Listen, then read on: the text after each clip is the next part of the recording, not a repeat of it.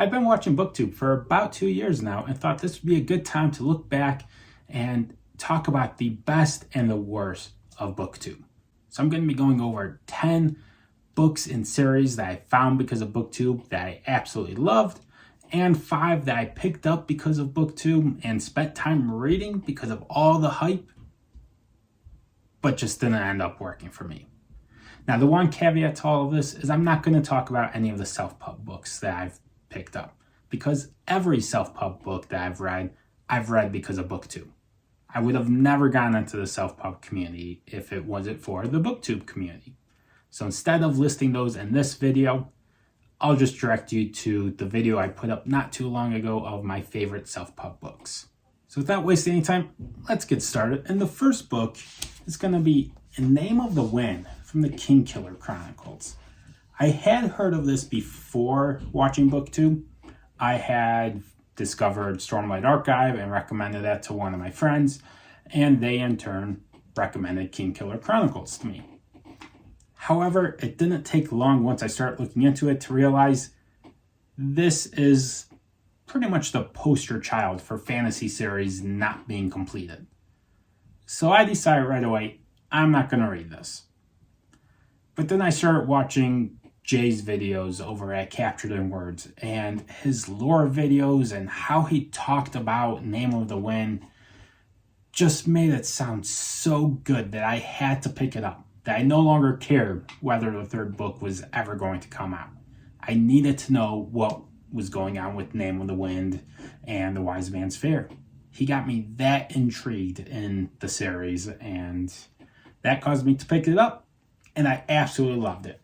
So even if the third book never comes out, I don't care. I still really enjoyed these first 2 books and definitely worth the read.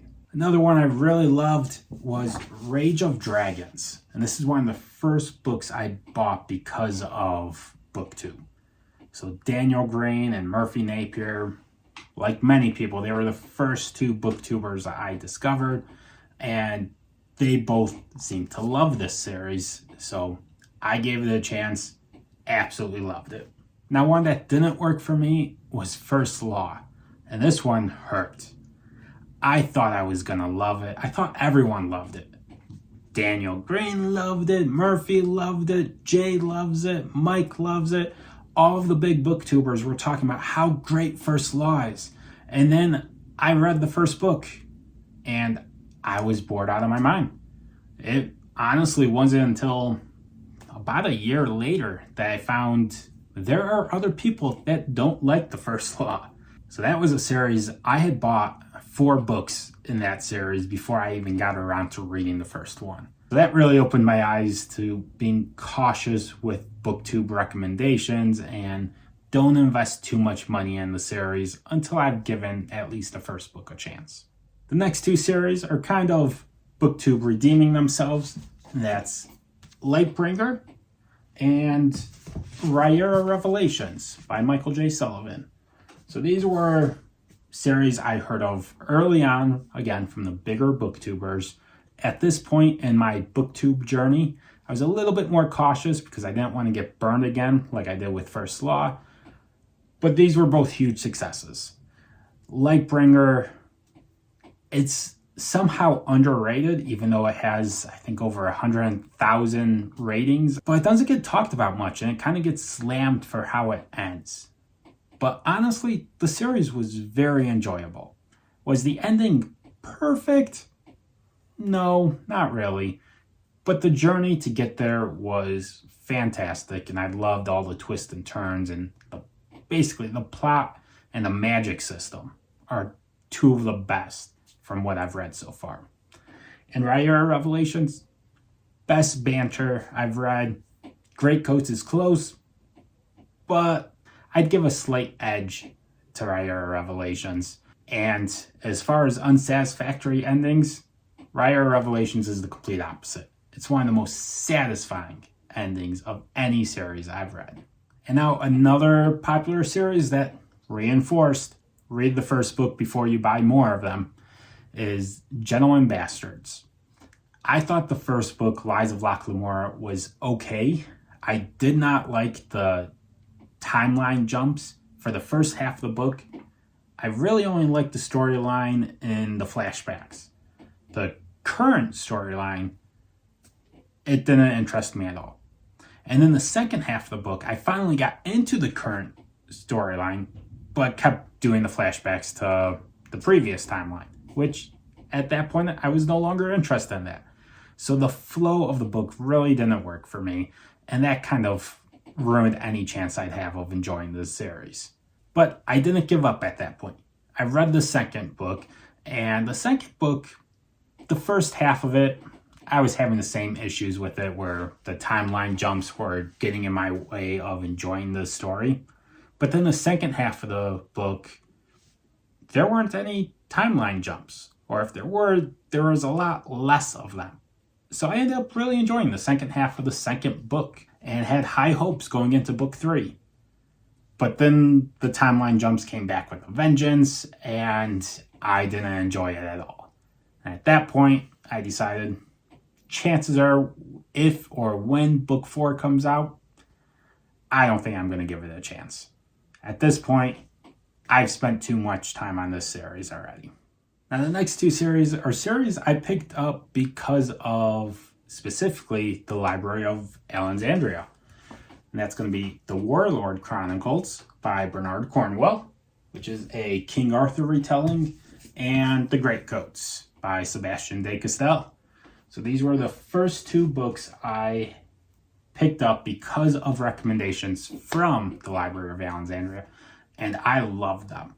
The Warlord Chronicles is just an awesome King Arthur retelling, and I loved all three books. From start to finish, this series was really entertaining, and it's one I can definitely see myself rereading over and over again. The Greatcoats, I already mentioned, the banter was fantastic, and the writing style was like nothing else I had ever read before. And overall, it was just a fun, swashbuckling plot, and it's another series I loved from start to finish, and I've already reread or started to reread the series once, and I'm sure I'll give it many, many more rereads throughout my life. So after picking up these two, I was on board with checking out anything Alan was recommending. So naturally, I picked up Senlin Ascends. It's another one that he absolutely loves. Unfortunately, that was when I learned you're probably never going to find a booktuber with the exact same taste as you, because I didn't really enjoy Senlin Ascends. I didn't think they were bad, but they weren't great. They were all right. Ultimately, I ended up reading the first two books of the Books of Babel, Senlin Ascends, and I can't even remember what book 2's title is. They didn't do much for me, and I was told if the second book wasn't an improvement on book 1, the rest of the series wasn't going to get any better either, and decided it's not worth my time. That was a hard decision to make because at that point I was still very much into completing every series I started. But now my TBR is way too long, and if a series isn't working for me, it's not worth continuing. Now the next series is the Farseer Trilogy. I had heard about the Farseer Trilogy, but book 1, Assassin's Apprentice, I saw the cover of it and I just assumed YA, and I wasn't going anywhere near it.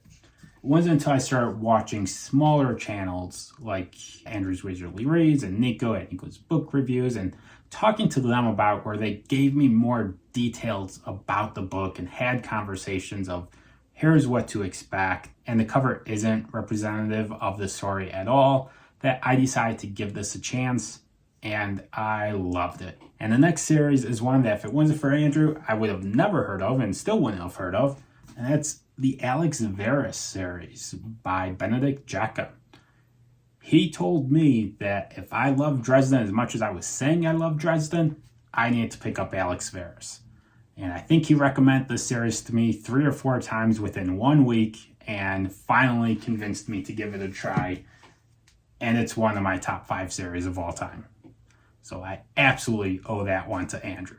Now, another miss that has been really big, especially with the smaller booktubers, was Kings of the Wild, the band, by Nicholas Eames, I believe. This is another one that seems like everyone loves. They talk about all the rock references and the humor in it. It's just such a joy to read.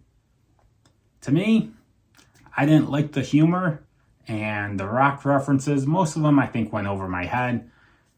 So there wasn't a lot left in the book to like. So a funny book that's not funny with references that you don't get, you're not left with a whole lot to really grab onto. Characters didn't do it for me. The plot I actually thought was horrendous. I liked the idea of the plot, but the execution, there was just so much plot armor. I kept rolling my eyes while reading the book. So I did read the follow-up, Bloody Rose, and I thought that was better. It was not trying to be as funny as Kings of the Wild was. And I've heard other people say that it seems like Bloody Rose was written for a different audience than Kings of the Wild. And when they were saying that, they were saying in a negative opinion because they really loved Kings of the Wild. For me, it worked out that I liked Bloody Rose better than Kings of the Wild. But either way, it's not a series I felt I had to hold on to and will probably not continue whenever the next book comes out. The last two big hits I want to talk about from Booktube. One is Legends and Lattes. This is a book I heard a ton about when it was self-pub. The only reason I'm including it now is because it's no longer self-published, which means I haven't been talking about it when I talk about my favorite self-pub books. So I'm going to include it in this list. I had heard about it, and obviously the catchphrase is high fantasy, low stakes. And I heard that and thought, fantasy with low stakes? Who wants to read that? So I was never going to pick this up. But just the sheer amount of people that had read it and loved it and talked about how great it was, even with nothing epic going on, I eventually caved and gave into the peer pressure, read it, loved it. One of my top 10 books from last year. And the next book was 100% Because of Murphy and how much she talks about loving Frederick Bachman.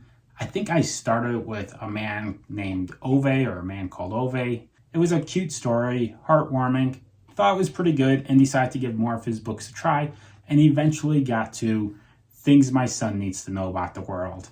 And I was laughing throughout this whole story. It was cute, funny, and in a way kind of educational, and it was just so much fun to read. There are so many times I stopped, got my wife, and then reread a passage to her because I just needed to share it with someone. So this was a huge success to me.